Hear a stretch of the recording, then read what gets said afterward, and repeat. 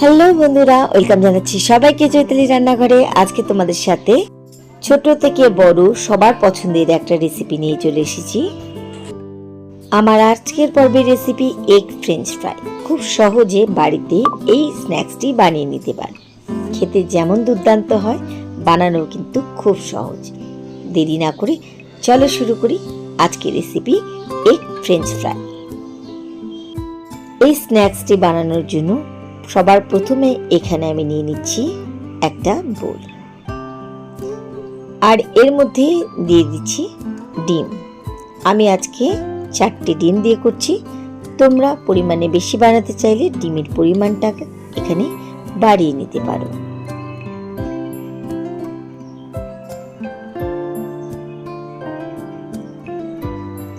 এবার এর মধ্যে দিয়ে দিচ্ছি 1 চামচ কাঁচা লঙ্কা কুচি, সাথে দিচ্ছি স্বাদ মতন 1 চামচ নুন, দিচ্ছি 1 চামচ পেঁয়াজ কুচি। খুব ভালোভাবে এবার ডিম ফেটিয়ে নিতে হবে। এই স্ন্যাক্সটা আলুর ফ্রেঞ্চ ফ্রাই যেমন হালকা হয়, ঠিক তেমনই কিন্তু এটা হালকা হয়। তো ডিম এখানে আমার ফেটানো হয়ে গেছে। এবার আমি এখানে নিয়ে নিচ্ছি একটা ফয়েল। যে কোনো দশকর্মা ভান্ডারে তো পেয়ে যাবেই, এখন কিন্তু এই সব ফয়েল যে কোনো মুদি দোকানেও খুব সহজে পেয়ে যাবে। তোমরা ফয়েল নিতে পারো, বা বাড়িতে যদি স্টিলের টিফিন বক্স থাকে গোল চারকোনা যেমন খুশি নিতে পারো। তবে আমি এই ফয়েলে করছি। এই ফয়েলগুলো 3টে সাইজ হয়, বড় ছোট মাঝারি। আমি এখানে মাঝারি সাইজে নিয়েছি। তোমরা যদি ডিম বেশি করে বানাও, বেশি ডিম দিয়ে, তাহলে পরে বড় ফয়েলটা নিয়ে নেবে, না হলে ছোট ফয়েলটাও নিতে পারো, বা এরকম মাঝারি সাইজে। প্রথমে ভালো করে ফয়েলের গায়ে একটু তেল ব্রাশ করে নিলাম। এবার দিয়ে দিচ্ছি এর মধ্যে আগে থেকে ফেটিয়ে রাখা ডিম। এবার ফয়েলের মুখ বন্ধ করে দিতে হবে। ফয়েল দিয়ে বানানোর একটাই সুবিধে, এতে বাসনটাও নষ্ট হবে না, আবার তোমার খুব ভালো তৈরি হবে ফয়েলের মধ্যে, আর ব্যবহারের পরে তুমি এটা ফেলেও দিতে পারবে। ভালোভাবে কিন্তু ফয়েলের মুখ এখানে আটকে দিতে হবে। যদি তোমরা স্টিলের টিফিন বক্সে বানাও, তাহলে টিফিন বক্সের মুখটা আটকে দেবে।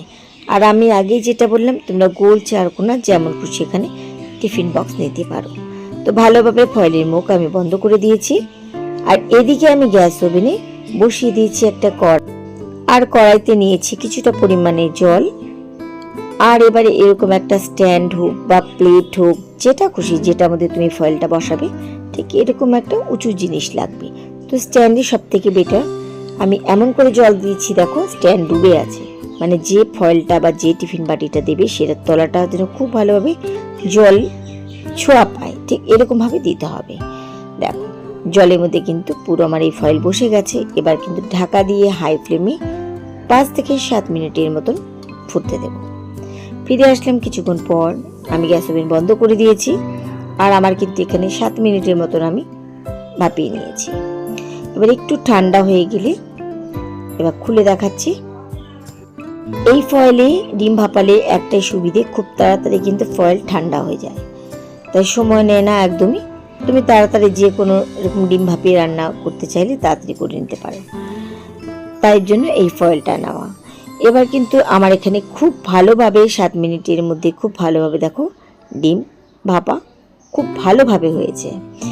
এবার একটা ছুরি দিয়ে দেখে নিচ্ছি, যদি মনে হয় কোনো সময় ডিম ভাপানোর পরে ভেতরটা একটু কাঁচা কাঁচা রয়েছে, তাহলে আর একটু সময় নিয়ে তোমরা ভাপিয়ে নিতে পারো। তো এখানে ক্লিন এসেছে, মানে আমার এখানে খুব ভালোভাবে ডিম ভাপানো হয়ে গেছে। এবার ফয়েল থেকে ডিমোল্ড করে নিচ্ছি। এটা এমন একটা রেসিপি না, বাচ্চা থেকে বড় সবারই খুব ভালো লাগবে। যে কোনো বাচ্চা পার্টিতে হোক বা যে কোনো দিন সন্ধেবেলা খুব সহজে এই রেসিপিটা বানিয়ে নিতে পারবে। আর খেতে বললাম না যে দারুণ লাগে, সবারই খুব পছন্দ হবে। হঠাৎ করে ইভিনিংয়ে কিছু স্ন্যাক্স খেতে ইচ্ছে করলে বাইরে না গিয়ে খুব সহজেই এই রেসিপিটা বাড়িতে বানিয়ে নিতে পারবে। তো আমি এখানে ফল থেকে বের করে নিয়েছি। আর কতটা ভালোভাবে আমাদের ডিম ভাপা হয়েছে দেখো। এবার এটাকে কেটে নিতে হবে। এবার আমি কেটে নিচ্ছি। তোমরা চাইলে এরকম লম্বা করে কাটতে পারো, বা এরকম ছোট ছোট লম্বা করে কাটতে পারো, দুদিক দিয়েই এটা কেটে নিতে পারো। মোটাটা কতটা রাখবে সে বুঝে এখানে কেটে নেবে।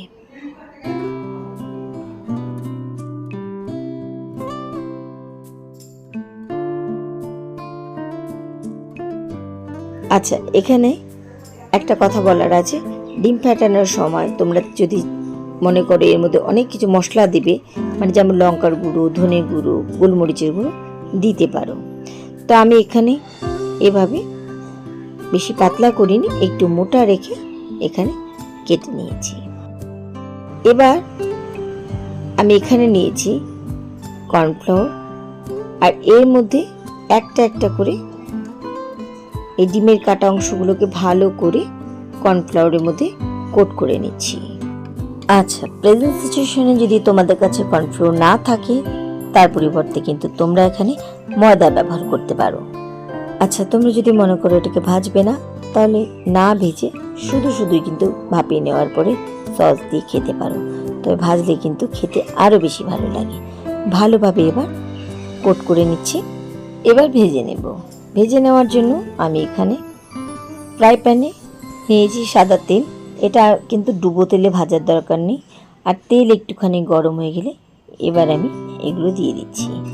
একটা কথা বলে রাখি, কর্নফ্লোর এরকমভাবে কিন্তু তেলের মধ্যে মিশে যাবে, তাই এগুলো ভাজার জন্য কম তেল ব্যবহার করবে। এমন করে তেল ব্যবহার করবে যেন এগুলো ভাজা হতে হতে তেলটাও শেষ হয়ে যায়।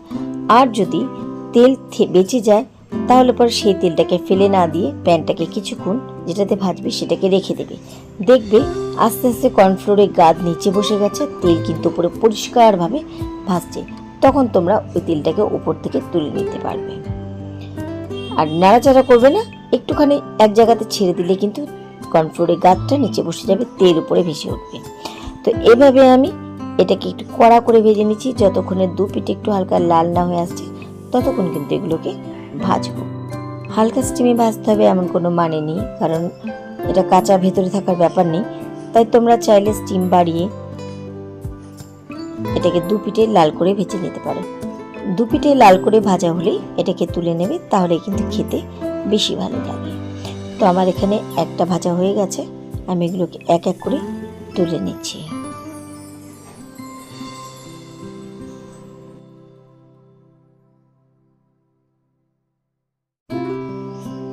এই তেলে যতটুকু তেল রয়েছে আমি কিন্তু এই তেলে বাদ বাকিগুলো ভেজে নেব, কারণ আমি কিন্তু এই তেলটুকু নষ্ট করব না। তো প্রথম লটের ভাজাগুলো আমার হয়ে গেছে, ঠিক একইভাবে আমি সেকেন্ড লটে ভেজে দিচ্ছি।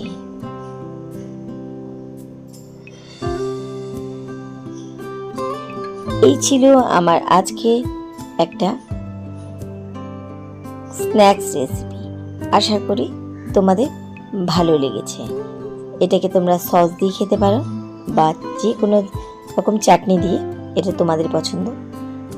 খুব হালকা হয় এই রেসিপিটা, খেতে হয় দারুণ মজা। আশা করি আমার আজকের এই স্ন্যাক্স রেসিপি তোমাদের ভালো লেগেছে। রেসিপি আর কমেন্ট করে অবশ্যই জানিও তোমাদের কাছে এই রেসিপিটা কেমন লেগেছে।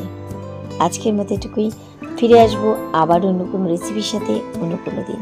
সেই পর্যন্ত সবাই খুব ভালো থেকো, সুস্থ থেকো।